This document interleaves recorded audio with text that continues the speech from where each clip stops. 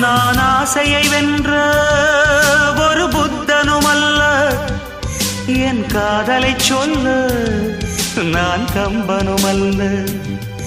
உன் காது கடித்தேன் நான் கனவினில் மெல்ல, இன்று கட்டி அணைத்தேன் இது கற்பனை அல்ல. அடிமனம் தவிக்கும் அடிக்கடி துடிக்கும் ஆசையை திறகிவிடு, இருவிழி மயங்கி இதழ்களில் இறங்கி உயிர் வரை பரகிவிடு. முத்தம் வழங்காது ரத்தம் அடங்காது.